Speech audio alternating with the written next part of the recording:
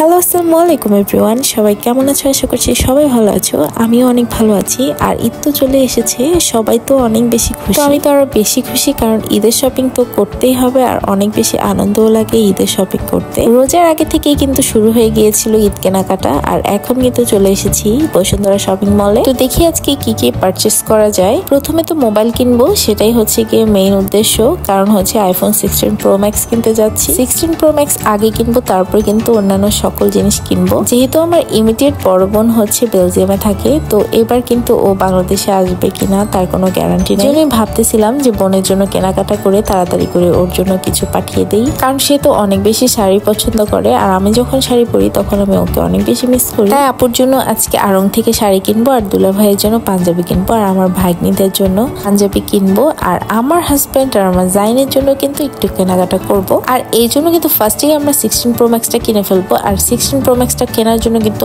আমরা অনেক বেশি ঘোরাঘুরি করতেছিলাম যে কোন দোকানটাতে কিনবো। আর আমি যখন আইফোন 11টা কিনেছিলাম সেই দোকানটা আমি খুঁজে পাচ্ছিলাম না। ওই দোকানের যে ভাইয়াটা ছিল সে অনেক ভালো সার্ভিস দিতেছিল, আর ভাইয়াটার ব্যবহারও অনেক বেশি ভালো ছিল, এই জন্য তার দোকানটা খুঁজতেছিলাম, কিন্তু আনফরচুনেটলি তার দোকানটাই আমরা খুঁজে পাচ্ছিলাম না। তারপরে আমার মাথার ভিতর চিন্তা ছিল যে আমি হচ্ছে কি iStock বা আইফোনের একদম শোরুম থেকেই কিনবো। তারপর একটু লোকাল যে দোকানগুলো ওগুলোতেও আমি একটু দেখতেছিলাম যে আইফোনের প্রাইসটা কি। যেহেতু আইফোনের হচ্ছে 3টা ভেরিয়েশন বের হয়েছে, আর 3টা ভেরিয়েশনের মধ্যে আমি কিন্তু সিঙ্গাপুরের ভেরিয়েশনটাই নিব, কারণ এটা হচ্ছে কি একটু গ্যারান্টি ওয়ারেন্টিও বেশি আছে, এই জন্যই কিন্তু এটা আমি চুজ করেছি। যদিও মোটামুটি এটার প্রাইসটা একটু বেশি। তারপরে কিন্তু আমরা কয়েকটা দোকান খুঁজে কিন্তু iStockটা খুঁজে পেয়েছি, আর iStockের মধ্যে কিন্তু আইফোনের সব কিছুই রয়েছে, প্রত্যেকটা মডেল তো আছেই, আর অ্যাপেলের সকল জিনিসপত্রই আছে। তো আমরা যখন হচ্ছে কি এই iStockে গিয়েছি, তারপরে 2-4টা দোকানে আবার দেখেছিলাম একটু হচ্ছে কোয়ালিটি দেখার জন্য। আসলে আবার কিনতে গিয়ে ঠকেই যায় কিনা, যেহেতু এত দামি একটা ফোন, এর মধ্যে আইফোনের তো 2 নাম্বারও আছে, 2 নাম্বার 3 নাম্বারও আছে, এই জন্য একটু ভয়ই লাগে। আসলে অনেক ব্যাপারই আছে যেগুলো হচ্ছে গিয়ে নর্মাল মানুষরা আসলে বোঝে না, তাদেরকে ঠক দিয়ে দেয়। যেহেতু অনেকগুলো কাজের জন্য গিয়েছি, তার জন্য তো নিজের কাছেও নিজের কনফিডেন্টটা হারিয়ে ফেলছিলাম। ভাবছিলাম যে আজকে কি আমরাও ঠক খেয়ে আসি কিনা। তো জাইনকে দেখো, সে কিন্তু প্রচন্ড পরিমাণে দুষ্টামি করতেছিল। জাইনের এমন একটা অভ্যাস হয়েছে, সে কিন্তু এখন কোনো জায়গায় গিয়ে খুব বেশিক্ষণ স্টে করতে চায় না, সে জায়গা চেঞ্জ করতে চায়। তো এই মার্কেটে গিয়ে সে এত বেশি দৌড়াদৌড়ি করতেছিল, আমি তো ভাবতেছিলাম যে ও কখন না হাঁপিয়ে যায়, কিন্তু আল্লাহর রহমতে একদমই প্রথম থেকে শেষ অবধি পর্যন্ত সে দৌড়াদৌড়ির উপরেই ছিল। মাঝে মধ্যে তার বাবা তাকে একটু কোলেও নিয়েছিল, কারণ এত বেশি লাফালাফি করতেছিল, আমি তো ভয় পাচ্ছিলাম। তো দেখো iStockে যখন আমরা গিয়েছি তখনই এই ছেলেটাও হচ্ছে কি তার আইফোনটা খুলতেছিল, মাত্রই হচ্ছে আনবক্সিং করতেছিল, তারপরে কিন্তু ওকেও আমরা ভিডিও করতেছিলাম, ওর বাবা ভিডিও করতেছিল। ভিডিওর তো অ্যাঙ্গেল কোনোভাবেই ভালো হচ্ছিল না, তারপর আমিও একটু ভিডিওটা শিখিয়ে দিয়েছিলাম আঙ্কেলকে। তারপরে কিন্তু জাইন অনেক বেশি জ্বালা ছিল।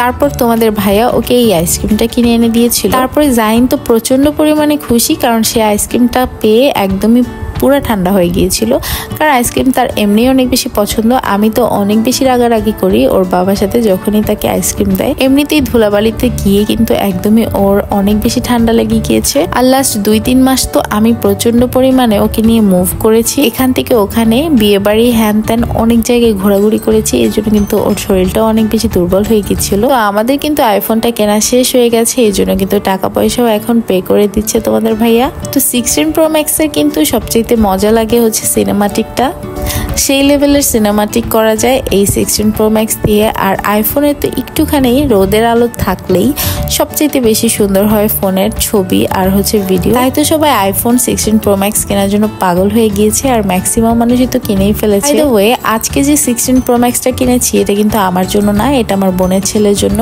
তার জন্য কিন্তু দেখো আমার বোনের ছেলে কিন্তু এটা হচ্ছে গিয়ে আনবক্সিং করতেছিল, আর ওর মনের ভিতরে একটু দুঃখ কাজ করতেছিল, কারণ ও যখন 16 প্রো ম্যাক্সটা কিনতেছিল তখন বারবার বলতেছিল আমার 16 প্রো ম্যাক্সের থেকেও বাইকটা বেশি জরুরি। তো আমরা বললাম তাহলে তুমি বাইকটাও কিনে ফেলো। তো বলতেছে যে আমি কম দামি বাইক কিনবো না, আমি অনেক বেশি দামি একটা বাইক। তো সে যেই বাইকটার কথা এখন বলতেছে সেই বাইকটা নাকি 7 লাখ টাকা। তারপরে তো আমরা চিন্তা করলাম যে 7 লাখ টাকা দিয়ে তুমি বাইক কিনবে, তার থেকে মোবাইলটা কিনে চুপচাপ বসে থাকো, তুমি একটা গাড়ি কিনে নিও।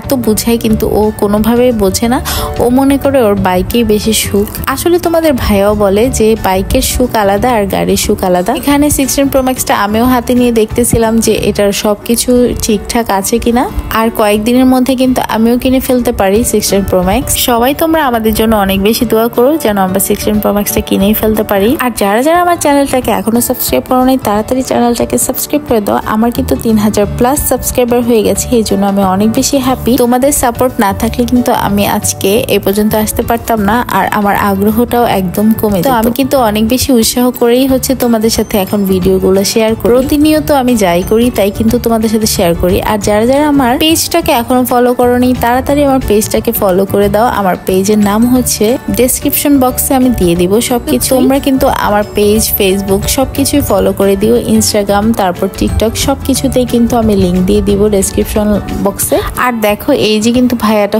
কি সব সেটিংস গুলো করে দিতেছিল, যদিও আমি বাসায় এসে সেটিংস গুলো করতে পারতাম।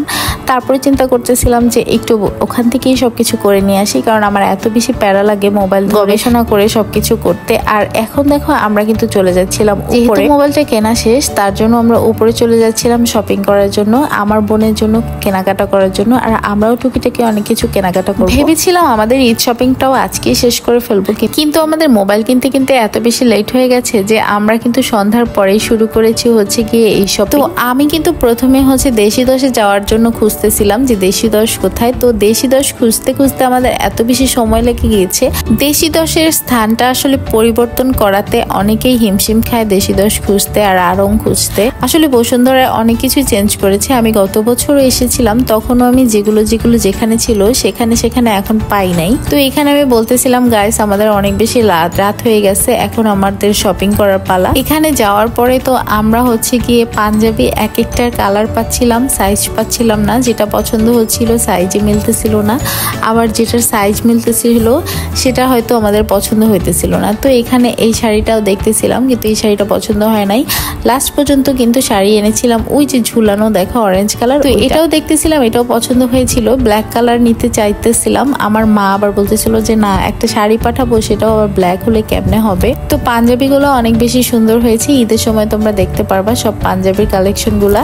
তোমাদের ভাইয়াও কিন্তু পাঞ্জাবি কিনে ফেলেছিল, আর জাইনকেও পাঞ্জাবি কিনে দিয়েছিল, কারণ আমরাও সেই প্রিপারেশন নিয়ে গিয়েছিলাম যে আমাদের ঈদ শপিংটাও শেষ করব। কিন্তু আমি আমার জন্য কিছুই কিনতে পারি নাই, কারণ এতই টাইমের অভাব ছিল যে আমার কেনাকাটা কখন করব। তারপরে ভাবলাম যে আরেকদিন চলে আসবো হুট করেই আমরা, তখন আমাদেরটা কেনাকাটা করব। আর এখন আপুরটা যেহেতু কিনতে এসেছি ওরটাই কিনে কেটে ওকে আমি আগে পাঠিয়ে দিই, তারপর আমার মাথাটা শান্ত হবে। তো তারপরে কিন্তু আমরা যে শাড়িগুলো কিনেছি কেনার পরে গিয়ে সেগুলো এখন পাঠানোর পালা। মাঝখানে তো মনটাই খারাপ হয়ে যাচ্ছিল, কোনোভাবেই শাড়ির কালার পছন্দ হচ্ছিল না, আবার পছন্দ হলে অনেক বেশি এক্সপেন্সিভ লাগতেছিল। তো শেষমেশ কিন্তু একটা শাড়ি আমরা নিয়েছি, কারণ আপু বলতেছিল এত এক্সপেন্সিভ এগুলো নেওয়ার দরকার নাই, তুমি সাবার থেকে কিনে দিও।